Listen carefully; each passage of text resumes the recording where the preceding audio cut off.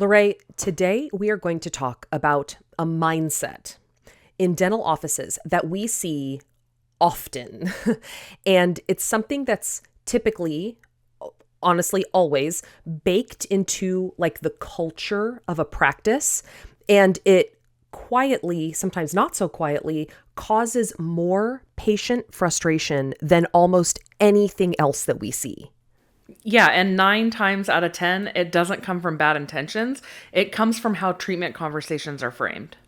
Yes, specifically, we want to talk about the difference between adopting a care-first communication approach and versus sort of a coverage-first communication approach, and how important it is to choose how you communicate and how you bake that into your culture effectively. The minute you lead any kind of treatment planning conversation with insurance benefits and coverage, you've already handed over control of the conversation and the value of it as well to a third-party payer instead of keeping it in your office on your treatment. And then when the claim doesn't pay, like for whatever reason, like there's automatically distrust about the diagnosis, an angry patient, a confused team. Statements straight up get ghosted because, well, if the claim got denied by insurance, then there isn't confidence in why they had that treatment in the first place. Because you taught the patient that coverage equals necessity, and now they're questioning if they ever even needed that treatment at all. So let's fix that. It's time to kill the benefit-based conversation once and for all. Welcome to the Truth Decay Podcast, talking dollars and cents with Sara Baker and LaRae McMullen.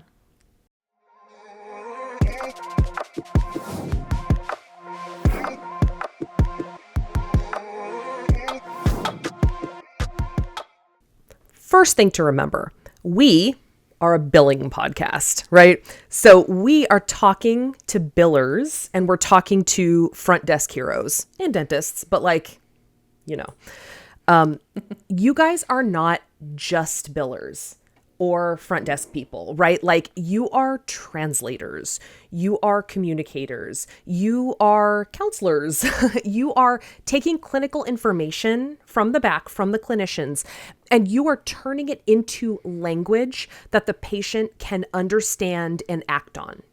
Yeah, and if that language is, we'll send it to the insurance and see, then you've kind of just told your patient that this treatment isn't valuable and that it's not important. It's just worth what the insurance will pay for. Yes, that's so important. Like, and that they don't need to think about that cost to this treatment unless insurance bails. Right? Yeah. And most of the time, that concept is like implied. It's not stated, obviously. Nobody says in the office, like, this treatment isn't valuable if insurance doesn't pay, but it's the way that it's approached, right? Yeah. And it's a setup for failure. Like you are skipping a super, super basic foundational step, which is the foundation of care. Dental offices provide important medical procedures. Okay, we need to get that first. Like, for some reason, there's some misconception that dental offices aren't actually providing medical procedures, which is crazy to me. But we need to normalize the simple idea that treatment is based on health needs and not dental insurance benefits. Absolutely. Like, let's say that a patient needs a crown, right? Super common in our offices. As the biller or the treatment coordinator or whoever is responsible for treatment planning and like coordinating the finances, you don't need to explain the anatomy of a cracked tooth, right? Like hopefully that has been done when the patient was in the back, when that was diagnosed. But like what was wrong, the detailed clinical reasons for like what happened in there, the patient probably maybe was aware that something was going on. So the clinical part of it was taken care of for you when the patient was in the back with the doctors and the assistants and all that good stuff. It would be super helpful if you could say something like, the doctor's recommending a crown to protect and save this tooth from breaking further.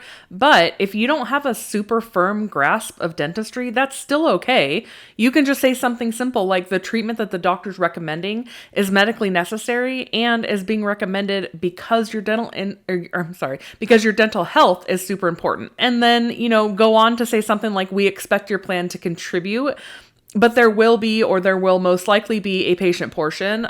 No insurance guarantees. That's just facts. So we need to make sure we're putting care first.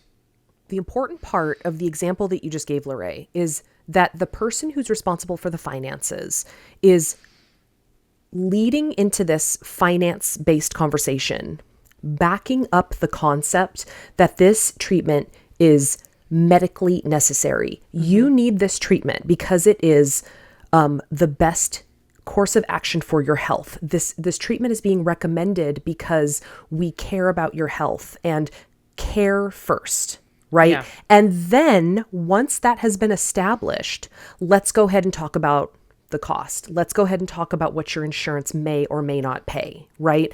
But if you go straight into a coverage first approach where you're just like, okay, hi, so here's the cost, but we're going to go ahead and bill your insurance. Your insurance is going to cover, or even if you're saying the right words and you're saying, we estimate that your insurance is going to cover, right? It makes the treatment sound like it is directly connected to what the insurance will or will not pay. The ability of the or the insurance importance to of that pay, treatment is connected exactly, to what they're going to pay, right? The value again, right? Like we keep using the word value, and so what we're trying to advocate here as we continue talking about this is establishing the value and the importance of the treatment before we start talking about the other important aspect, which is their coverage. Yeah. What kind of supplemental payment their insurance may or may not make, associated with this treatment. But like if you leap right into it in the same breath, right? Like again, we're not asking you to be a clinician. That should have happened in the back, but you are a part of this process, billers, right? Like, so by the time they sit down with you, they need to also hear about that care and the value and the importance when we're talking about, I'm just saying, like, it is possible. We've seen it. You have to train yourself and your patients to expect this. And like, it is going to make your job significantly easier if you are able to do this. Yeah, you have to believe yourself in the need for treatment first, and then that's going to come across when you're talking with your patient. So that has to be communicated and understood by the patient, and it's a very, very important part of the patient buying into the value of that treatment. Like Sara was just saying, that confidence is quite frankly what builds patients' trust. Like, one of the best billers that I've ever worked with used to say, like, I'm not a hygienist, but I do believe in why the doctor recommended this treatment. And I am an expert at helping you understand how insurance works and how we're going to see what potentially they will cover for this necessary treatment. That's amazing. I love that line. That's that mindset shift that we kind of talk about sometimes. You don't need a probe or a scaler. You don't need to actually know how to do those SRPs or, that deep cleaning. It's just that conviction and those communication skills that you need in order to get that across to the patient. Insurance doesn't have to be the bad guy, but it also shouldn't be the boss of you and your treatment planning. It's best for you and the patient that everyone be on the same page for this whole process, right? So like we said before, people at the front desk and billers, like, you are the patient's guide through this process. So we're going to try to help you here, like, guide them well. Yeah. So let's talk about the nightmare then. When communication is all centered around coverage and something is denied unexpectedly, and then a patient gets a bill and they call because they're pissed. No one told me I would owe anything, they say. And you're like, but like, remember how we said we'd bill your insurance? Which, not helpful in the grand scheme of things, right? Because there was some implications on your part. We'll bill your insurance. And then I think maybe the implication was, and then if something is left, it's yours. But patient didn't hear that. Patient heard, we're going to bill your insurance for this. Insurance is responsible for this balance. And there's no value over and above what insurance is going to pay. That is what the patient interpreted by what you said. Yeah. You know, we've actually had a lot of offices tell us something along the lines of, and this specifically, but they'll tell us things like, we don't like to talk about the money up front with our patients because they don't want to scare their patients off. They literally say, we don't talk about money because we don't want to scare off our patients. Yeah, literally, we've heard it like a lot. It's crazy. Like, yeah, but you're running a business. Like, you need to talk about the money. So figure out a way to talk about the money and not scare your patients. Well, and like what that means, what that tells me is when I hear offices saying that, what that tells me is the word that comes to mind is desperate to get the patient, to get the patient to agree to the production, to accept run that that production plan. up. Yep. Get the production done, then bill it to insurance to get the insurance money, because that's kind of the low-hanging fruit, right? Assuming that you've got a process to see that claim through all the way, right?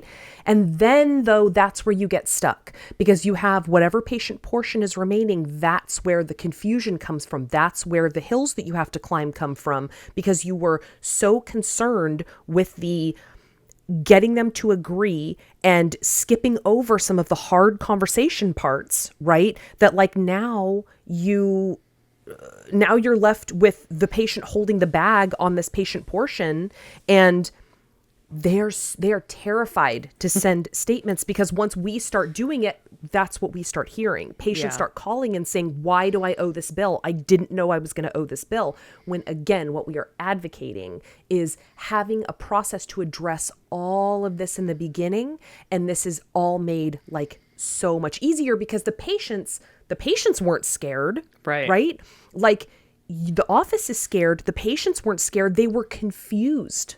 Later, they felt blindsided. That's way worse, and it's like totally unnecessary. Financial transparency, it's not scary. It's actually respectful, and it helps your patients feel like they're being told the full story from the get-go, and there's no hidden part of that story that they didn't know about. I think sometimes offices make this unnecessarily sneaky. Sometimes. Like, I think they, like the way I just described, how they're kind of like, let's get this production down. We'll bill it to your insurance. Like, you have to believe in what you're saying. You are not selling snake oil. You are providing good, valuable, necessary medical treatment. That's what you're doing. You're helping a patient say yes to treatment that they need. Yeah, and when you center treatment conversations on care, insurance becomes a part of the process, not, the tagline, the headline, not the number one thing we're talking about. Another thing that we hear sometimes is don't say anything that's even kind of along the lines of, well, it depends on what your insurance says. Yeah. Like, or anything that puts the insurance at the center of the conversation, because again, that puts the power in the insurance company's hands. Yeah, instead you could say, we'll send the claim and let you know if they cover more than expected. But here's what we're planning on today. Yes, and don't skip estimates because like you're not sure, right? Use the best information that you have. You should be verifying. You should have some kind of verification process, and you should be able to give your patients honest and clear estimates where you can explain how you got this information. Again, you're giving them good information so that they can say yes to treatment. So you want to have a way that you say, so we contacted your insurance. Here's what we looked up. Here's what they said about percentages. We don't know what fee they're going to use, right? If you're out of network, but here's how we calculated what your estimate is going to be. Blah. Then everybody's on the same page. Everyone's going into it eyes wide open, Yeah, we verified your benefits. Based on your plan benefits, this is what we estimate you'll owe today. Period. It's that simple. Yeah. Use that line. There are dental offices on every corner. Sara and I often joke that we could throw a rock and hit a dental office. So you need to make sure that you're offering the best experience possible. Set yourself apart from those offices by doing this. That includes your billing process. Patients don't necessarily leave offices because of the cost, but they do leave because no one explained the value. And that's where that misunderstanding occurs. Can I tell you something? Like, someone said something to me once that I've never really forgotten about any industry, but specifically this industry, and how, I am talking to practice owners right now that, like, because there are so many choices and there's so many dental offices, that when a patient starts to think about a dental office and they think, okay, I'm going to call Dr. Baker, right? You start with 100 points. And so they call the office. And if nobody answers and they get a voicemail, you lose some points. And then maybe somebody calls you back quickly and maybe you get some points back. Great, right? Maybe the person on the phone is extremely pleasant. More points. You get points. Maybe you're at 101 points now, right? But then maybe something happens, doctor wasn't in, they had to cancel the appointment. Lost a bunch of points, right? So here's what I'm saying is that by the time you see the patient, you potentially are at 75 points. Yeah. And you, the practice owner, haven't even put your hands in this person's mouth yet, right? It is all about the systems that you are facilitating regarding your practice. All of that is happening, and it is your responsibility to know what is running, what is not running, what is being said when you're not around, sometimes things are out of your control, but sometimes they're not. Yeah. And so part of it as billers, we are responsible for some of those points. We are responsible for being communicative, for the conversations that we're having, for setting patients up for success, for selling treatment plans. And we need to be absolutely communicating value and importance. And even if we're not the ones doing the procedures ourselves, we have to do that because, again, like you said, LaRae, there is a dentist in every strip mall, on every block. So you have to make sure that you are really keeping those points. Yeah, that's the name of the game. 100. Yeah. It's about believing in the care and speaking with confidence. That's what gets treatment accepted, and statements paid. Yeah, I mean, the whole point, say it louder, coverage is not care. Don't confuse the two. Yeah. All right, LaRae. So what are the main points that we are trying to communicate today?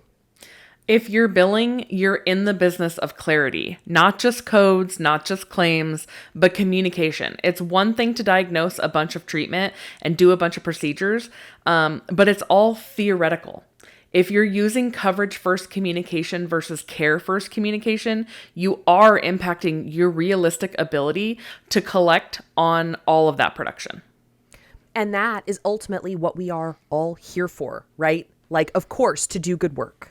To provide important treatment, of course, but we're not doing it for free. I mean, some people are, sure, good high five, good for you guys, but we do want to get paid for it. Yeah. I mean, we do need to be reimbursed for that good treatment that we're providing. So lead with care, the why, not coverage. Be clear, not vague, confident, not hesitant.